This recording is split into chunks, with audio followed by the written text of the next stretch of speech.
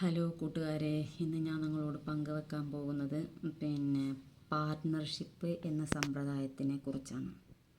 അപ്പം നമ്മൾ എന്തൊരു പരിപാടി ചെയ്യുകയാണെങ്കിലും, ഇപ്പം കച്ചവടം ആയിക്കോട്ടെ, ഇല്ലെങ്കിൽ കൃഷി ആയിക്കോട്ടെ, റിയൽ എസ്റ്റേറ്റ്, എല്ലാ സംഭവം ഏതൊരു കാര്യത്തിനായിക്കോട്ടെ, കൂടെ ഒരു പാർട്ട്ണർ ഉണ്ടാവുമ്പോൾ, കൂടെ കൂടുമ്പോൾ നല്ല സ്നേഹവും സഹകരണവും ചങ്കും ആയിരിക്കും. പിന്നെ യഥാർത്ഥ തനി സ്വഭാവം കാര്യത്തിലേക്ക് അടുക്കുമ്പോൾ തനി സ്വഭാവം പുറത്തിടാൻ തുടങ്ങും. അപ്പോൾ നമുക്ക് അനുഭവമുള്ളത് വെച്ചിട്ട് ഞാൻ നിങ്ങളോട് ഷെയർ ചെയ്യാണ്. അപ്പോൾ എൻ്റെ ബ്രദർ ഇതേപോലെ ഒരു കച്ചവടം തുടങ്ങി. അപ്പോൾ അതിൽ ഒരുപാട് ക്യാഷ് ഇറക്കി വണ്ടിയും കാര്യങ്ങളൊക്കെ എടുത്ത്, വണ്ടി എന്ന് പറഞ്ഞാൽ ആക്സിഡൻറ്റും കാര്യങ്ങളൊക്കെ വരും. വണ്ടിക്ക് കുറേ പരിപാടികൾ, അടവ്, ഇങ്ങനെ ഒരുപാട് സംഭവങ്ങളുണ്ട്. അപ്പോൾ അങ്ങനെ വന്ന് കുറച്ച് ടൈറ്റിലായി. അപ്പം പാർട്ട്ണർമാരൊക്കെ എന്താ പറയുക, പ്രശ്നങ്ങൾ തുടങ്ങി. നഷ്ടം വന്നാൽ ഈ പാർട്ട്ണർമാരും കൂടെ അത് അനുഭവിക്കേണ്ടതാണ്.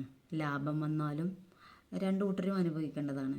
പക്ഷേ ലാഭം വന്നാൽ അനുഭവിക്കാനായിട്ടും നഷ്ടം വന്നാൽ ഒഴിഞ്ഞു പോകാനും കുറച്ച് പാർട്ട്ണർമാർ അങ്ങനെ ഉണ്ടാവും, ആത്മാർത്ഥതയില്ലാത്ത പാർട്ട്ണർമാർ. അപ്പോൾ നമുക്കറിയില്ല, കൂടുമ്പോൾ ഭയങ്കര ആത്മാർത്ഥത ആയിരിക്കും. ഏതൊരു പരിപാടിക്കും തുടക്കത്തിൽ ഭയങ്കര ആത്മാർത്ഥത ആയിരിക്കും. അല്ലെങ്കിൽ നിങ്ങൾ നിങ്ങളെ പരിചയത്തിലൊക്കെ ഒന്ന് തിരക്കിയാൽ മതി. അപ്പം ഇപ്പം ഈ അനുഭവം ആർക്കെങ്കിലും ഉണ്ടെങ്കിൽ ഒന്ന് കമൻറ്റ് ചെയ്യണേ. അപ്പം ഈ പാർട്ട്ണർ എന്ന് പറഞ്ഞാൽ ഞാൻ മനസ്സിലാക്കിയെടുത്തോളം 100% പാർട്ട്ണർഷിപ്പ് നോക്കുകയാണെങ്കിലും അതിൽ 5% തന്നെ ഉണ്ടോയെന്നറിയില്ല. 5%ഒക്കെ വിജയിച്ച് പോവുള്ളൂ. ബാക്കിയുള്ള 95% ഫെയിലാണ്. കാരണം ഒന്നുകിൽ നഷ്ടത്തിൽ പോയി അവർ കച്ചറായി പിരിയും, ഇല്ലെങ്കിൽ പൂട്ടിപ്പോകും, നിർത്തിവെക്കും. സംഗതി പൂട്ടിപ്പോകുമെന്ന് പറഞ്ഞാൽ നിർത്തിവെക്കും. ഇല്ലെങ്കിൽ തമ്മിൽ അങ്ങോട്ട് ഇങ്ങോട്ട് എന്ന് പറഞ്ഞാണ്ട് ഭയങ്കര പ്രശ്നങ്ങളായിരിക്കും. പിന്നെ കുടുംബങ്ങളൊക്കെ ആണെങ്കിൽ പ്രത്യേകിച്ചിട്ടോ പ്രശ്നങ്ങളുണ്ടാവും. അപ്പോൾ അതൊക്കെ നന്നായിട്ട് ശ്രദ്ധിക്കുക എല്ലാവരും. പരമാവധി പാർട്ട്ണർ ഇല്ലാതെ ചെയ്യാൻ നോക്കുക പരമാവധി. നമ്മളിപ്പോൾ സാമ്പത്തിക ടൈറ്റ് കൊണ്ടാണ് ഒരു പാർട്ട്ണറെ കൂടെ കൂട്ടുന്നത്. പിന്നെ നമുക്ക് പരിചയത്തിൻ്റെ കുറവും അങ്ങനെയൊക്കെ വരുമ്പോഴാണ് അറിയുന്ന ഒരാൾ എന്നുള്ള നിലക്കോ അങ്ങനെ എന്തെങ്കിലുമൊക്കെ നമ്മൾ ഒരു പാർട്ട്ണറെ കൂട്ടും. പക്ഷേ നമ്മൾ ഏതൊരു കാര്യത്തിനാണെങ്കിലും അത് ചോദിച്ച് മനസ്സിലാക്കി നമുക്ക് ചെയ്യേണ്ട കാര്യമേ ഉണ്ടാവുള്ളൂ. അപ്പോൾ എന്നാലും അവനറിയണതാണെന്ന് ഈ സംഗതിക്ക് അവനെയും കൂടെ കൂട്ടാന്ന് പറഞ്ഞാണ്ട് നമ്മൾ ആദ്യം അങ്ങനെ ഇറങ്ങിത്തിരിക്കാതിരിക്കുക. നമ്മളൊരു കാര്യം ചെയ്യുമ്പോൾ, നമ്മൾ ഏതൊരു കാര്യം ചെയ്യുന്നതാണെങ്കിലും നല്ലോണം ആലോചിച്ചിട്ട് ചെയ്യുക.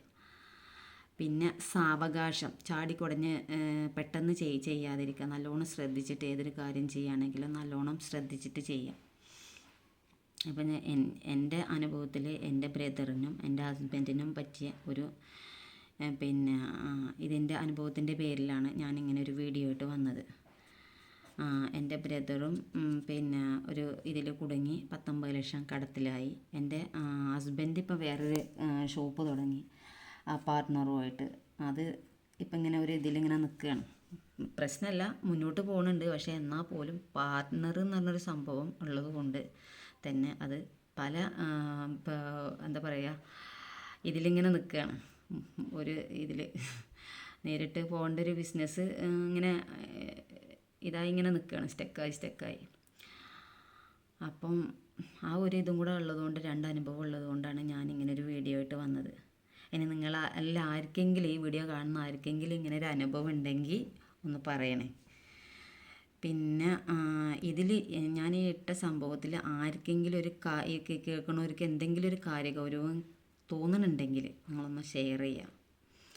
അപ്പോൾ ഇനിയും ഞാൻ നല്ല വീഡിയോസുമായിട്ട് വരും. അതുവരേക്കും ടാറ്റാ.